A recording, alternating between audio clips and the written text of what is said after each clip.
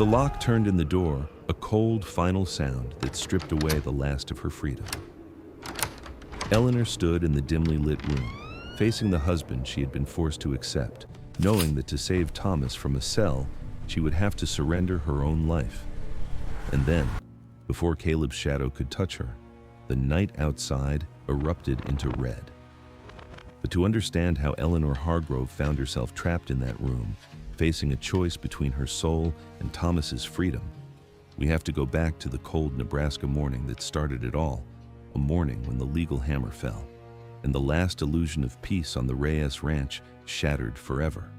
Friday morning began not with light, but with the heavy, unhurried sound of wagon wheels on the frozen gravel. The frost lay thick across the pastures, turning the long grass into needles of silver, and inside the Reyes house, the air held the specific, suffocating chill of a home that had given up on warmth. Clara Voss was the first to come downstairs. She wore the new gray wool dress Carmen had brought up the evening before, a dress that fit her shoulders properly, paid for by Doña Isabel's strict order, though Clara walked in it as if it were armor she had not asked to wear. She stood at the foot of the dark walnut staircase, taking inventory of the entrance hall with those sharp blue eyes that missed nothing, until Marisol appeared beside her. Marisol did not speak. She simply reached out and adjusted the small white collar of Clara's new dress, a quiet, sisterly gesture that required no words and offered no pretense. Down the hall, the doors of the upper floor opened and closed. Eleanor came down next, her face pale, her hands folded tightly in front of her plain blue-gray day dress. She looked at Clara, then at Marisol, and the three of them stood together in the dim hall for a long, heavy moment, three women bound together by agreements they had not designed, waiting for the house to demand its payment. The dining room table was set with the usual cold perfection. Silver serving dishes caught the pale amber light of the single-lit kerosene lamp, and Doña Isabel sat at the head, her silver-white hair pinned in its severe, unyielding bun, reading through a stack of legal notices. Caleb sat at her right. He had already dressed for the day in his tailored dark vest and polished boots, his golden hair combed neat, his blue eyes carrying that smooth, managed charm that had once fooled half the county. When Eleanor entered, Caleb rose slightly, offering her a warm, attentive smile that reached nowhere near his eyes. "Good morning, Eleanor," he said softly, pulling out the chair directly beside his own. "Come, sit. Carmen has prepared hot coffee." Eleanor looked at the chair. She did not flinch. She walked to the table, her spine perfectly straight, and took her seat without touching his hand, without returning the smile, giving him only the neutral, impenetrable surface she had practiced for days. Isabel did not look up from her papers immediately. She let the silence stretch until the coffee was poured, until Rufino had stepped back to his place beside the sideboard. Then, with the precise, deliberate timing of a judge delivering a decree, she folded the top document and set it beside her plate. "The upper floor has been rearranged," Isabel announced, her voice as smooth and cool as polished marble. "Clara's things have been moved to the corner bedroom on the east wing. It is warmer, closer to Marisol's quarters, and suitable for her studies." She paused, turning her cold, dark gaze onto Eleanor. "And as agreed, Eleanor, your trunk has been moved into Caleb's room. A marriage in this family is not a legal fiction maintained for the benefit of the county. It is a shared life. The household will reflect that, as of tonight." The dining room went entirely still. Rufino's hands tightened almost imperceptibly against the silver coffee pot. Marisol kept her eyes fixed on her plate, her jaw set so hard a small muscle twitched in her cheek. Eleanor felt the room tilt around her, felt the cold air rush into her lungs like liquid ice, but she did not break. She looked across the table at Caleb, whose smile remained warm, possessive, and completely victorious. "It is what was agreed, Eleanor," Caleb said, his voice low, intimate, meant for her alone. "A real home, a real marriage. You gave your word for the girl's sake, and I have kept mine. Clara has her room. Now we begin ours." Eleanor swallowed the dryness in her throat. "I remember the terms," she said, her voice barely above a whisper, yet level and unbroken. "I do not need to be reminded." 4 miles to the east, at the Kellerman farm, there was no silver and no polished walnut. The borrowed back room smelled of old pine, dried hay, and the sharp mineral tang of cold iron. Thomas Reyes sat at the small kitchen table pressed against the whitewashed wall, the single kerosene lamp casting a tight circle of amber light over the papers spread before him. He had not slept. His green eyes were bloodshot, his face weathered and hollowed by exhaustion, but his hands were steady as he reviewed the documents Aldrich had provided alongside the sworn affidavit Margaret Olson had signed the previous morning. Judge Abbott sat across from him, a heavy-set man of 60 with thick wire-rimmed spectacles and a face carved by 40 years of prairie law, carefully checking every signature against the county deed records. "It's all here, Thomas," Abbott said, his deep voice rumbling softly in the quiet room. "The bank transfer from Kansas, the altered date on the Hargrove note, Margaret Olson's written account of how your mother directed the correspondence under your name, and the Lincoln court record regarding the widow 14 years ago. It's an undeniable chain of fraud, coercion, and conspiracy." Abbott leaned back, the wooden chair creaking under his weight. "If we present this to the circuit court in Lincoln, no judge in the state can uphold the validity of Caleb's marriage to Eleanor. It will take time, but the annulment is certain." Thomas picked up the pen, his knuckles white against the dark wood. "We don't have time for the circuit court in Lincoln, Arthur," Thomas said, his voice rough with an anger he had spent days trying to contain. "Doña Isabel has already moved to enforce the foreclosures across the county. The old man Kellerman received his notice yesterday. She is clearing the land before the winter sets in, and she is holding Eleanor hostage inside that house under the pretense of a sacred vow." He stood up, towering over the small table, his dusty coat hanging heavy on his lean frame. "We ride to the Reyes Ranch tonight. With Margaret Olson's testimony and your authority as a sitting magistrate, we confront my mother in front of her own household. We break the lie before she can lock that door forever." While Thomas prepared his assault, the quiet tragedy inside the Reyes Ranch unfolded with agonizing precision. By mid-afternoon, the housemaids had begun the ritual. Carmen and young Lupe moved back and forth between the second-floor rooms, carrying armfuls of Eleanor's modest belongings down the long, dark-paneled corridor toward Caleb's master bedroom. Eleanor stood near the tall window of her old room, watching them work in total silence. She watched as Carmen folded her plain cotton day dresses into the dark carved walnut wardrobe that belonged to Caleb. She watched as Lupe placed her small porcelain wash basin beside Caleb's silver shaving kit. Every object moved was a piece of her identity surrendered, a physical boundary erased by the quiet, unhurried machinery of the Reyes family. When Carmen went downstairs to fetch fresh linens, Clara appeared quietly in the doorway. The girl stood rigid, her dark braids hanging neat over her new wool dress, her hands tucked deep into her pockets. She looked at the emptied room, then at Eleanor, her blue eyes carrying a terrifyingly adult weight of understanding. "You did this for me," Clara said softly, her flat Lincoln accent cutting through the room's heavy air.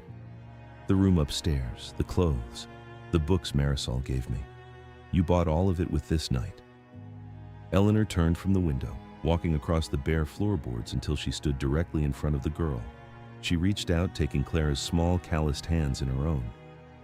"I bought you a life, Clara," Eleanor said, her voice fierce and steady despite the tears burning behind her eyes. "A life where no one can lock you in a barn or pretend you do not exist. Do not waste it by feeling guilty for the price." Clara looked up at her, her jaw tightening with her father's stubbornness. "I don't owe him anything," Clara whispered, "and neither do you." Eleanor forced a small, painful smile. "Go to Marisol, Clara. Stay in the East Wing tonight. Whatever happens, do not come to this corridor." Downstairs in the kitchen garden, Don Rufino stood by the old stone well, pulling a heavy wooden bucket from the dark water below. The sun was beginning its low winter slide toward the western horizon, casting long, dark shadows across the frost-bitten herb beds. Marisol walked out onto the back porch, her school coat wrapped tight against the rising wind, carrying a folded linen cloth under her arm. She sat beside the old steward on the wooden bench, setting the cloth between them. Inside, it lay the small leather ledger and the yellowed envelope her father had kept locked in his desk for 3 years, the evidence of 30 years of Doña Isabel's debt traps and Caleb's forgotten child. "Thomas will be here before nightfall," Marisol said quietly, watching the distant tree line where the county road met the ranch gate. He went to town to meet Judge Abbott and Margaret Olson. He has the court papers. Rufino looked down at his weathered, calloused hands, his silver mustache twitching as he drew a long, slow breath. Court papers are pieces of paper, señorita, the old man said, his voice full of a tired 60-year wisdom. Your mother has lived 58 years believing that the law is something she hires men to write for her. She will not bow to a judge's signature, not in this yard, not in front of her people. Marisol turned to him, her bright hazel eyes fierce with young conviction. Then we make her bow, Rufino. My father died with his conscience locked in a drawer because he was too afraid to stand against her. I will not die that way. Thomas will not live that way. Rufino looked at the girl for a long moment, then slowly reached out and patted the parcel on the bench. I have had the team hitched to the light wagon since noon, señorita, he whispered. If the night turns cold, we will be ready. By 6 o'clock, the Nebraska sky had gone from pale gold to a deep bruising violet. The wind came off the northern plains in long, howling gusts, rattling the tall glass windows of the Reyes dining room where dinner had just concluded. Doña Isabel sat at the head of the table, while Caleb sat opposite Eleanor, his eyes never leaving her face. The atmosphere in the room was so thick with unspoken dread that even young Lupe dropped a silver spoon against the floor, her hands shaking so violently that Carmen had to pull her back into the kitchen corridor. And then, above the howling of the wind, came the sound. It started as a low, rhythmic thudding in the front drive, not a single carriage, but horses ridden fast and hard, accompanied by the iron-rimmed wheels of a heavy town buggy. Doña Isabel set her cup down without making a sound, her sharp, dark eyes turning instantly toward the curtained windows. Outside, shouting erupted near the front gate as the ranch hands on duty tried to intercept the visitors, followed by the heavy, authoritative voice of Sheriff Hollis ordering them to stand down. The heavy front doors of the Reyes mansion were thrown open with a crash that echoed through the walnut-paneled entrance hall. Booted steps marched heavily across the Persian runners, and before Caleb could reach the parlor doorway, Thomas Reyes stepped into the hall. He was not alone. Behind him stood Judge Arthur Abbott, holding a thick leather briefcase stamped with the county seal, and beside Abbott stood Margaret Olson, her small frame wrapped in a dark woolen shawl, her eyes pale and resolute as she faced the family she had served in secret for 20 years. Behind them all, standing silently near the open doorway, was Sheriff Hollis, his tin star catching the amber lamplight. Thomas, Doña Isabel said, stepping out of the dining room with the regal, unhurried grace of an empress inspecting a minor uprising. Her voice carried no shock, no anger, only an icy, impenetrable disdain. You bring strangers and lawmen into your father's house at the dinner hour. Have you forgotten entirely who you are? Thomas stepped forward, ignoring his mother completely. His eyes searched the hall until they found Eleanor standing near the staircase, her face pale, her hands gripping the carved banister. For a brief, terrifying second, their eyes met across the dim space, and in that single glance, everything they had suffered, everything they had tried to protect, passed between them without a word. Then, Thomas turned back to his mother, pulling a folded stack of legal documents from his coat pocket and slamming them down onto the entry table. I have forgotten nothing, Mother, Thomas said, his voice ringing through the high-ceilinged hall like an iron bell. I am here with Judge Abbott to serve formal notice of fraud, falsification of bank documents, and unlawful coercion regarding the Hargrove estate and the marriage performed in the county church 5 days ago. We have Margaret Olson's sworn testimony. We have the original bank drafts from Wichita, and we have the Lincoln court records. He stepped closer to his mother, his green eyes burning with an absolute, uncompromising fire. The marriage is invalid. The land foreclosures are halted by court order. It is over. Caleb stepped up beside his mother, a cold, dangerous laugh bubbling up from his chest. His charming mask was entirely gone now, replaced by the sharp, calculating arrogance of a man who refused to lose what he considered his property. You bring an old seamstress and a senile judge into my house, brother, and you think that changes a sacrament spoken before God? Caleb stepped toward Thomas, his jaw set, his blue eyes blazing. Eleanor is my legal wife. She signed the register. She walked through that door as my bride. You have no standing here, Thomas. You are a trespasser on Reyes land. I have every standing, Caleb, Judge Abbott interjected, stepping forward and opening his briefcase. As a sitting magistrate of this circuit, I have issued a temporary injunction suspending all property transfers and ordering Eleanor Hargrove to be removed from this residence pending a formal hearing in Lincoln on Monday morning. Sheriff Hollis is here to enforce that order. Doña Isabel did not flinch. She did not even look at the documents on the table. She turned her cold, dark gaze onto Sheriff Hollis, who stood uncomfortably near the open door, shifting his weight from foot to foot. Hollis, Isabel said, her voice dropping into a register so quiet, so absolute, that the entire hall went dead silent. Who pays the deputy salaries in this county? Who funded the construction of your jail? Who holds the mortgage on your brother's farm in Larkspur? Sheriff Hollis swallowed hard, his face turning red under his broad-brimmed hat. Doña Isabel, the judge has issued a lawful warrant.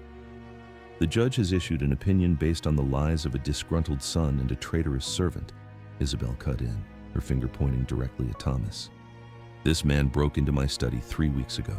He stole private family correspondence, and tonight he has forced his way onto my private property with armed men, threatening my family and disturbing the peace of this household. She took a step toward the sheriff, her eyes narrowing into black slits.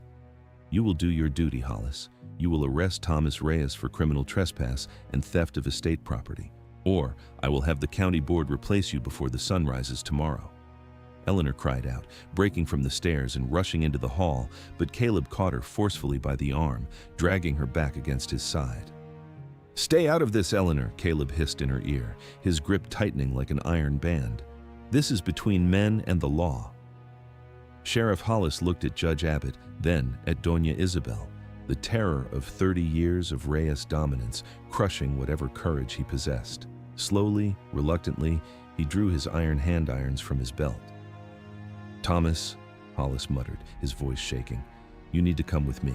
You can't be on the property when the Doña orders you off. Hollis, this is an outrage, Judge Abbott shouted, stepping between the sheriff and Thomas.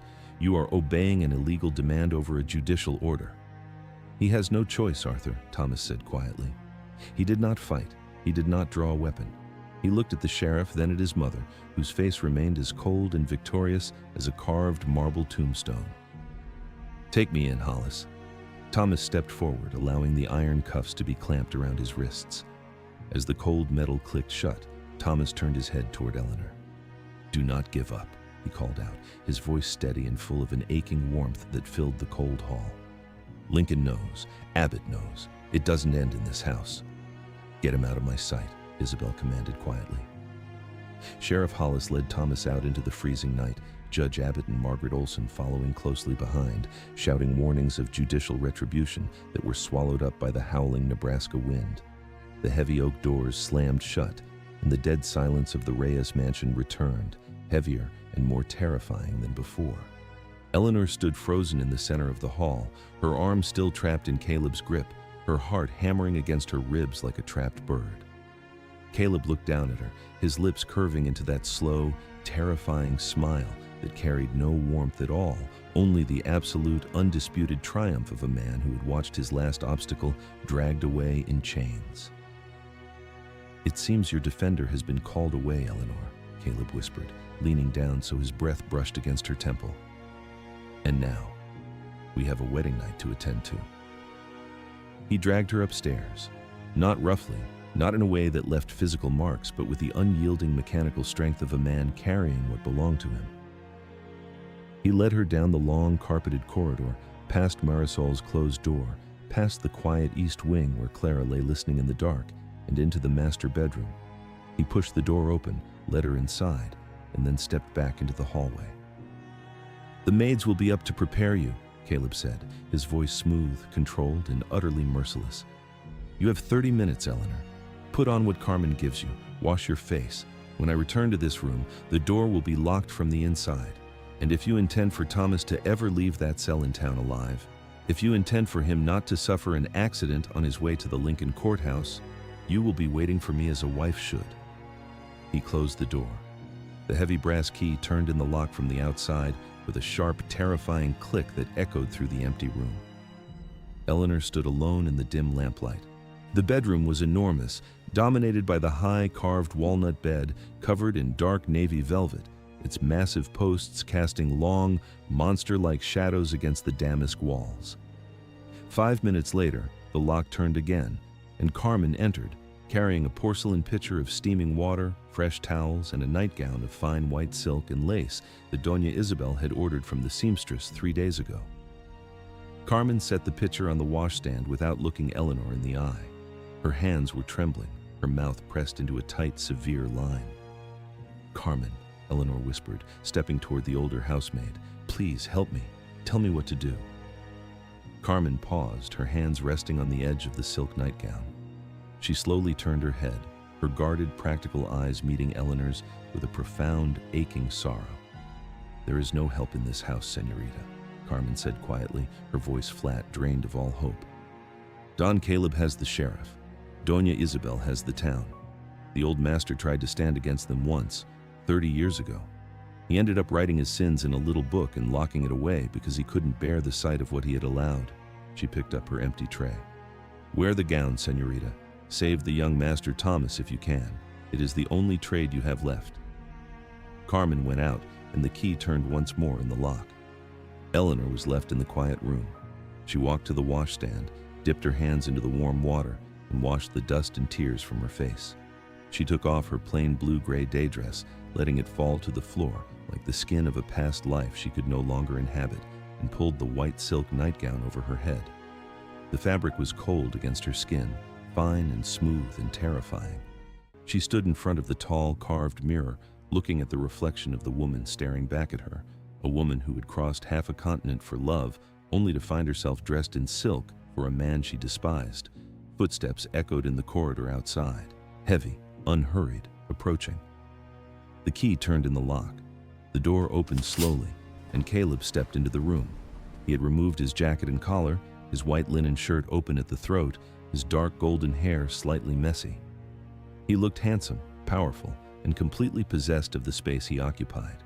He turned, closed the door behind him, and clicked the internal lock shut, a cold, final sound that stripped away the last of her freedom.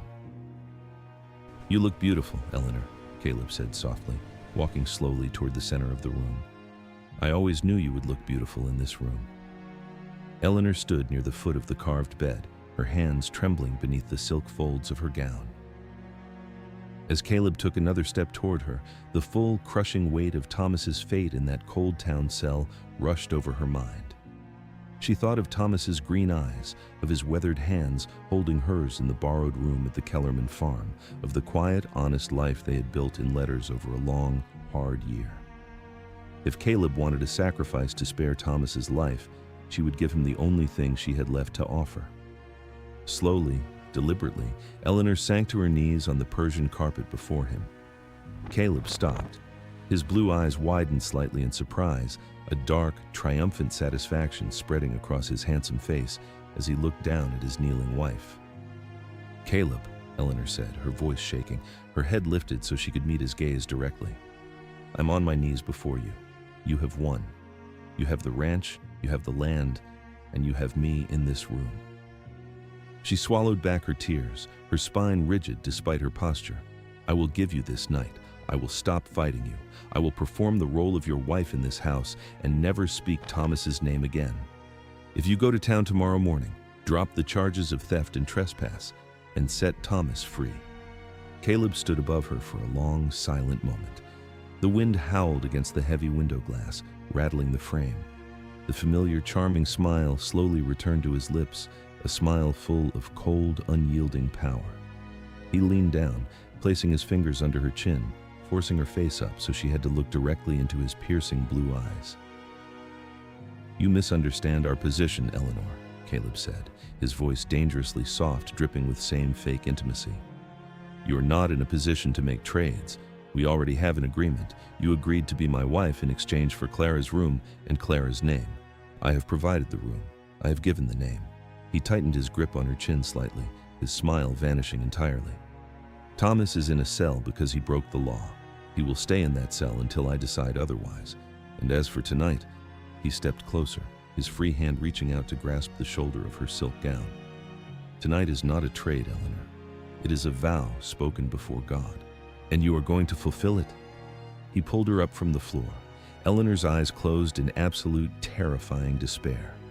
She felt his hand on the collar of her gown, felt his breath against her skin, felt the world shrinking down to the suffocating darkness of this locked room, with no road out, no help coming, and no hope left in the vast, indifferent Nebraska night.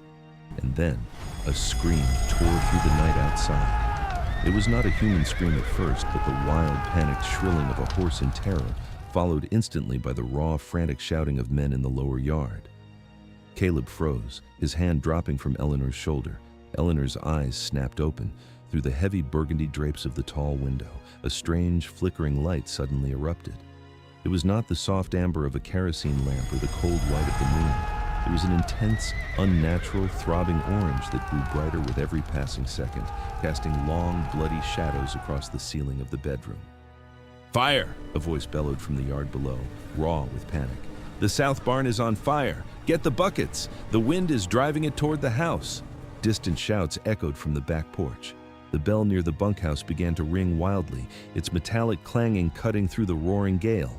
Out in the hallway, heavy boots began running past the door, Carmen screaming for Lupe, Rufino's deep voice shouting orders to the hands, the sudden chaotic crashing of a household falling into utter madness.